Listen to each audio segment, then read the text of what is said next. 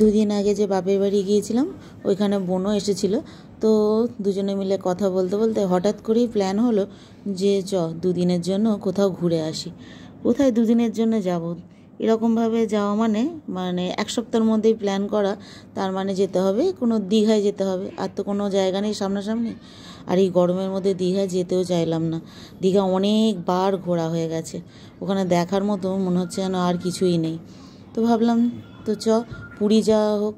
কিন্তু যখন টিকিট করতে গেলাম তখন দেখলাম যে সবাই বলছে যে 3 মাস আগে টিকিট করতে হবে, 2 মাস আগে টিকিট করতে হবে।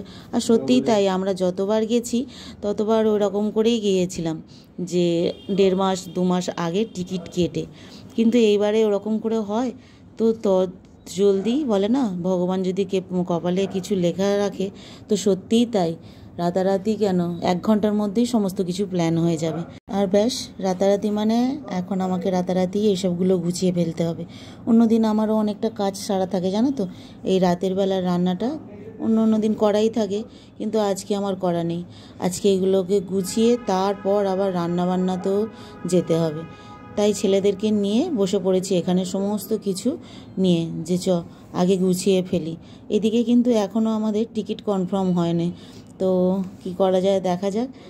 আর এদিকে আমার কর্তামশাই আর আমার ভগ্নিপোত ওরা একদম ফুল দমে চেষ্টায় আছে কি করে কালকে সকালের মধ্যে টিকিটটা করা হয়। আর কালকে সকালেই আমাদের বেরোতে হবে, এরকম একটা ব্যাপার। তো কি জানি, আমার বড় চেষ্টা করছে আর দেখছি আমার ভগ্নিপোত আরও বেশি চেষ্টা করছে।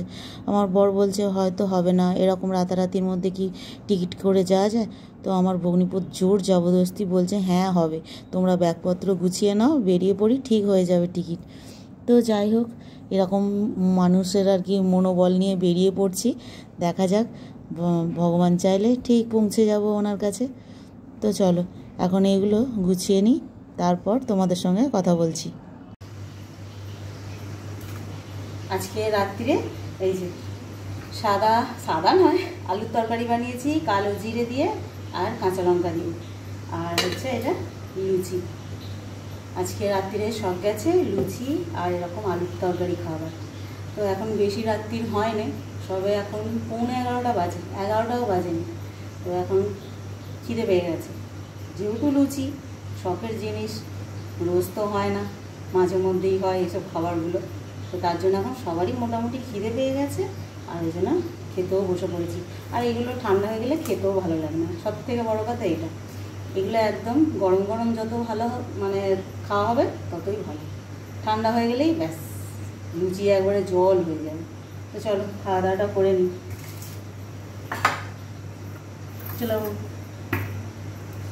তো বোন কিছুতেই তো শুনবে না, তো দেরি না করে ব্যাগগুলো এই যে গুছিয়েই ফেলেছি, কালকে সকালেই বেরোবো বললো যে মানে কারেন্ট টিকিট কেটেই বেরিয়ে যাব। তো চলো কালকে সকালে দেখা হবে।